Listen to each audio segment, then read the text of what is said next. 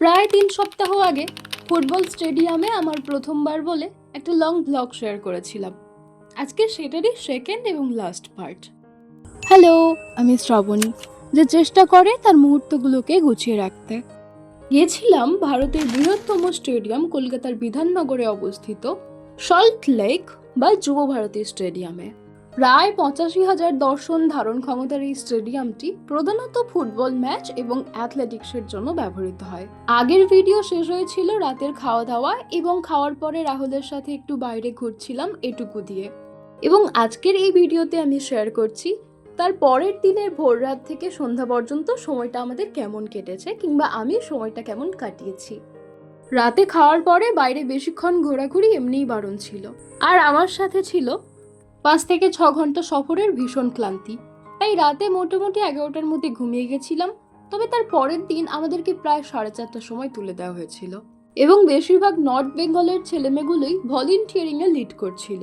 ভোর ৪:৩০টাতে ঘুম থেকে ওঠা এবং ফ্রেশ হওয়ার পরে আমাদের সবাইকে ম্যানেজমেন্ট থেকে মাই ভারতের একটা সাদা টি শার্ট দেওয়া হয়েছিল এবং সেই মুহূর্তে টি শার্টটা পরাও বাধ্যতামূলক ছিল। এবং তারপরে যত ছেলে মেয়ে ছিল সবাই লাইন বেঁধে একটা বড় গ্রাউন্ডে যাওয়া হয়েছিল কাছাকাছি। দিনটা ছিল ৮ই মার্চ, ইন্টারন্যাশনাল উইমেন্স ডে। এখানে প্রধান অতিথি হিসেবে আমন্ত্রিত ছিলেন পর্বতারোহী দীপালি বসাক, যার সাথে একটা সেলফি নেওয়ার সৌভাগ্য হয়েছিল। এছাড়া অতিথি হিসেবে ছিলেন ভারতের ইউথ অ্যাফেয়ার্স অ্যান্ড স্পোর্টসের union minister doctor Mansukh Mandaviya. এছাড়াও ছিলেন কিছু অসাধারণ ব্যক্তিত্ব। এখানে কিছুটা সময় যাচ্ছিল অতিথিদের বরণ করে নিতে এবং তাদের মুখ থেকে তাদের জীবনের কিছু ব্যক্তিগত অভিজ্ঞতা শেয়ার করে নিতে। এবং এসবের পরে ইন্টারন্যাশনাল উইমেন্স ডে উপলক্ষে ওখানে একটা গানের প্রোগ্রামও রাখা হয়েছিল শেষে। এবং আর এক ধারে চলছিল সাইকেলিংয়ের প্রস্তুতি। এখানে সাইকেল কম ছিল, তাই এটাতে পার্টিসিপেট করা হয়নি এবং এটা আমার একটা আফসোস থেকে গেল। এবং উইমেন্স ডে উপলক্ষে ওখানে একটা পিঙ্ক কালারের টি শার্টও দিচ্ছিল যেখানে উইমেন্স ডে লেখা ছিল। এবং এসবের মাঝে মাঝে একপাশে টিফিন দেওয়া শুরু হলো এবং এরই মাঝে আমি নর্থ বেঙ্গলের একটা মেয়ের সাথে সাইকেল নিয়ে একটা ঝামেলাতে জড়িয়ে গেছিলাম এবং যেটা শুরুই করেছিল ওই মেয়েটা। আমি এমনিতেই মেয়েদের সাথে ঝামেলায় কম জড়ানোরই চেষ্টা করি এবং একজন মেয়ে হিসেবে, একজন মানুষ হিসেবে তাদের করা ভালো কাজের জন্য তাদের অ্যাপ্রিসিয়েট করার চেষ্টা করি। আদারওয়াইজ নর্থ বেঙ্গলের ছেলেমেয়েগুলোকে দেখলাম ওরা কি ভীষণ চটপটে ভাবে কাজ করছিল, আর ওরাই তো এখানে লিড করছিল, ওরা এখানে এক্সপিরিয়েন্সড। যাই হোক, টিফিনের প্যাকেট নিয়ে প্রোগ্রাম শেষে আমরা আবার একটা কোথাও গেছিলাম বাসে করে সবাই মিলে।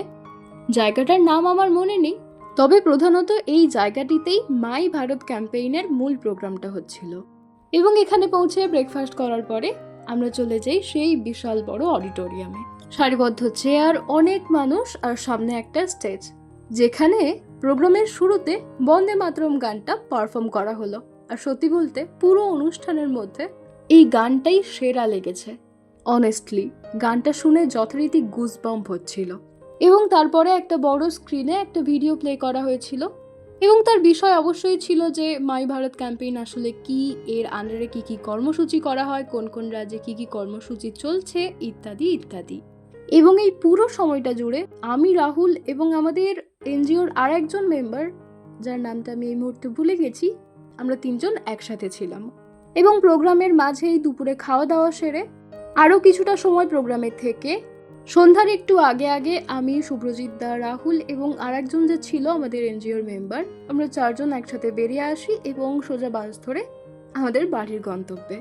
আর ওভারঅল আমার জন্য পুরো বিষয়টাই নতুন ছিল, একটা নতুন এক্সপিরিয়েন্স করেছি, কিছু নতুন মুখ, কিছু নতুন বিষয় সম্পর্কে জানতে পেরেছি। এতটাই, ব্যাস আজকে এতটাই, কারণ স্ক্রিপ্টে আর লেখার মতো কিছুই নেই।